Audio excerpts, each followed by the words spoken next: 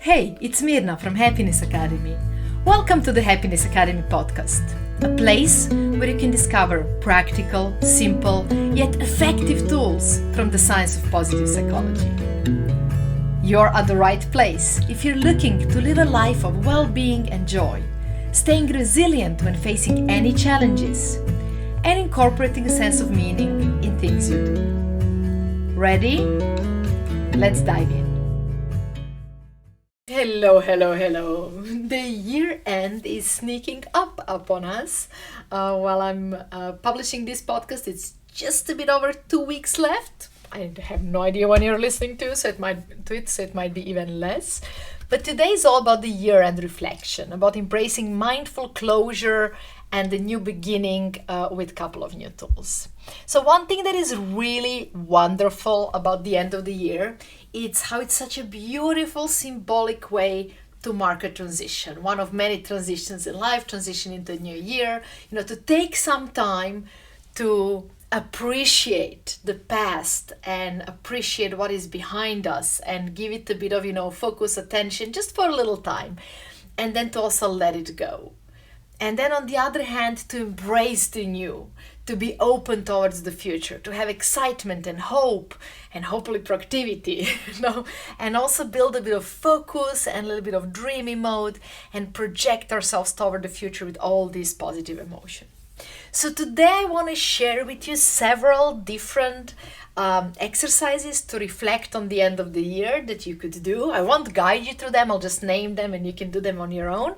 But I'll start with two that are kind of mid-length, like 10-20 minutes. Then I'll throw in a couple of very fast questions. If you don't even want to take any time to reflect, a couple of fast questions that can be useful. And then I'll also share one that's quite big exercise, but really, really, really worth it. So you can choose your scale, you can choose how much reflection time you want to give it to this year. Ready? So the first two exercises I'm sharing are really nice, really useful, really nice to refocus, to have a structure, to reflect on your life whenever you feel like you need a bit of readjustment, a little bit of refocus, a little bit of recalibrating. So they don't have to be just at the end of the year. You can use them at other times too. We use them often at my Remarkable Year program, where we meet practically every month, and most of the month depend on the topic and what comes up in the check-in for everyone, but most of the month in that program we will do it, which means when you join us for my Remarkable Year program, you basically get to do these exercises together in short, 5, 10, 20 minutes, and do it month over month and see your progress and see how things are going. So you could use them like that as well, doing it every month, but you could also use it at the end of the year as the reflection. So first of them is something we called plus minus question mark. And it's an exercise that to reflect, it's going to just take you 5 or 10 minutes. You can use it in many levels. You can use it at the end of the year. Now I'll share it like that, but then I'll give you also some other ideas. And plus minus question mark basically means you split the sheet of paper on 3 parts, and on each top of each part you write plus, minus, and a question mark. So 3 different areas. In the plus area, you write down things that are going well in your life right now and that you want to keep and maintain and protect. And if you're doing it in a short version, then you'll just write the 3 things that fit here, or you can do long version and write the long list of everything you like that's going well, you want to have more of it, you want to keep it, you want to protect it. That goes under plus. Then under minus, you write everything you would want to have less of, everything you want to change, stop doing, let go from your life, anything you want to diminish and change, you put it under minus. And then under question mark is the interesting one, you write new ideas of what you could be incorporating in your new year that they're not something that's already happening, but there's something just, if I was creative, what else could I create or do in my life? If I had some, silly creative ideas, what could I do? What could be other novelty ideas that would enrich my life in some way? So the idea of this is just to simply assess it. And when you're doing this at the end of the new year, you can really do it with this spirit. Under plus, what am I taking away from the previous year and taking it further into the new year? Under minus, what am I leaving in the previous year? And under question mark, what are the new things I'll be creating in the next year? So you can play with it a little bit like that. This exercise can also be done to reflect on your month or on some event, so it can be very useful, but here is how you could use it for year end. Okay, the second exercise that we use on Remarkable a lot, and that will take you around 15 to 20 minutes to do, is to split your sheet of paper, in 4 areas. And each area you will give a title, and title will be just one word. So first area will be called something like work. You choose the word you like. So it could be work or career or creation or contribution or something like that. But it's about work life. The second area will be called body or health or fitness or physical world or anything like that. The third category will be called connections or relationships. And the fourth one will be called adventure or learning or exploration, or up to you. So now for each of the 4 categories, you will score yourself from 1 to 10. How satisfied are you with that category in your life?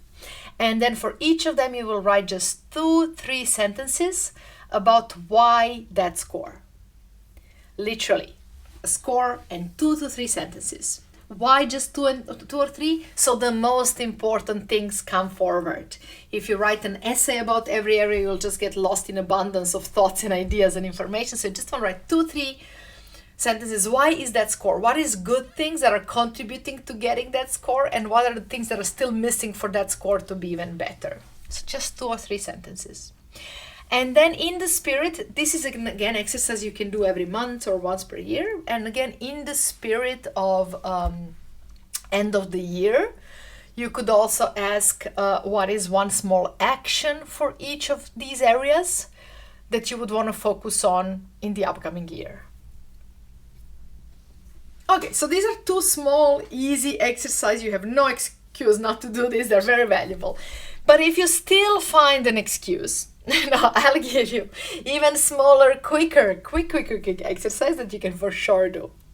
And that is to simply ask yourself a question for year-end reflection. If I could change one thing in my life right now for maximum impact on my happiness and well-being, what would that one thing be? I'll say it again. If you could change one thing in your life right now for maximum impact on your happiness and well-being, what would that thing be? Feel free to stop the podcast if you need a bit of time to think, but do answer this one for yourself. This answer cuts right through the weeds. It anchors us directly from overthinking into the most impactful thing. So the key, you might notice, the key with these reflection exercises is to not allow yourself way too much time to overthink, to think of too many details, to get lost in things that are maybe not so important. Just commit, 3-4 minutes to each of the sub-questions, like in the exercise I named on work, connections, body and adventure. 3-4 minutes per each area. Commit to paper 2-3 short bullets, short best answers you have at the moment.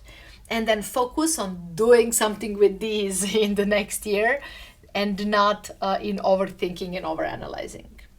Now, both tools that I shared, plus the question that I shared, they are something that you can use really quickly, short, and they push you to focus on the most important, not to say most dramatic thing in your life that can be changed and improved. And that's really valuable to cut through the bullshit, to go straight to the important things.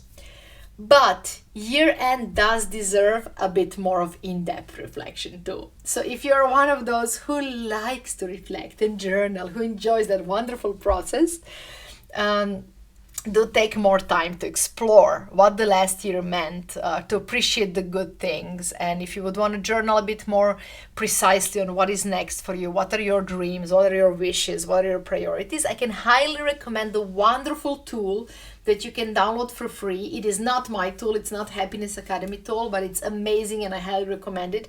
It's called Year Compass. I'll link it also in the podcast description. It's an amazing, even if you missed the year end and you're listening at this at some totally different time, you can still do it whenever. But it's really this mindful, deep reflection with many really, really nice questions. It's not so much oriented on setting your goals for the upcoming year. If you're looking for something like that, it's better you join us on Life Design Workshop. But Year Compass is much more around around processing the events and thinking a little bit about everything that happened and dreaming a little bit and just giving yourself time to converge and process and enjoy reflection. Now, it is very comprehensive. It will take you like 4 hours to fill it in. So do take some dedicating time for that. If you're filling up the Year Compass, I would love to hear from you. How was your experience? You can share on Facebook in Happiness Academy Tribe group. You can share by clicking reply on any of my weekly newsletters from Happiness Academy. If you're not there, I'm linking that one in the podcast as well, or in comments here, wherever you're listening to this podcast. I would love to hear from you wherever. And I do hope that maybe I'll meet you in more places next year. So if you enjoyed this podcast, I hope you also subscribed to Happiness Academy podcast. And I very much hope you're part of Happiness Academy newsletter as well. If not, maybe that's a good decision for next year to join us there. On Happiness Academy newsletter, I send valuable tools and tips and materials from positive psychology every Thursday, together with many different events, with new podcast episodes. Like one of the events we had very, very recently was a free meetup doing Year Compass together. So if you want to join for some of these, do join us on the newsletter. I hope that in 2024 you will also be joining us for some of the learning journeys at Happiness Academy. There is a lot of materials that I'm building up for free on Happiness Academy, like this podcast and newsletter and blog posts and free webinars and much, much more. But there are also some curated, more complex, deeper learning journeys. And one of these is My Remarkable Year, a year-long program where you join on a call just 2 hours each month to work actively, continuously in an accountable way on your well-being and on your life plans, on your self-development, and also on your goals. It's really inspiring program that builds the accountability for the whole year. And then we have many courses, 4 big ones to be specific. One on flow, how to live more engaged life with more flow, with more being in the zone. One on mindset, working with your thoughts to be more proactive, to have more perspective in life, to be more creative, and have more positive thinking patterns. Resilience, working on dealing better with challenges. And then the 12 steps, which is general well-being, one where we work on all aspects of your well-being. All these learning journeys are online, where we meet on live calls through 8, 10, 12 modules, depending on the course. And then finally, one of my favorite projects on Happiness Academy is Learning Getaways. Learning Getaways are week-long immersive live events in beautiful locations, where we meet around different topic, explore that topic for a week, have many meaningful conversations, workshops on the topics related to well-being, and then also where it's a group of really nice people and we plan it with good food, many cool activities, beautiful spaces to enjoy. So I hope you will also join us for some of these, and then I'll see some of you there in 2024. Now, one more podcast episode that is quite related to this episode is the one called In the Times of Transition and Change, honoring the past while embracing the new beginnings. So if you enjoyed this podcast episode, or if you're looking for even more ideas similar to this and more tools, check out that podcast episode. It is number 18. And it will give you more ideas and more tools, and also some emotional strategies, how to let go better, how to appreciate more, and things like that. Now, if you have anything you want to share with me, you know how to do that. I hope to see you. I'll see you in the last podcast episode for this year, coming up soon on the topic of productivity. And I'm looking forward to share many things next year with you as well. Thank you for exploring this topic with me. I hope you found some exciting ideas and tools that you will use already today. Remember, they only work if you put them in practice, but then they make all the difference. If you like Happiness Academy podcast, do leave us a rating and a review. It will be really helpful. And if you haven't done it yet, click on the links in the episode description to discover free materials and valuable resources to dive in deeper. See you in the next episode or at the Happiness Academy newsletter.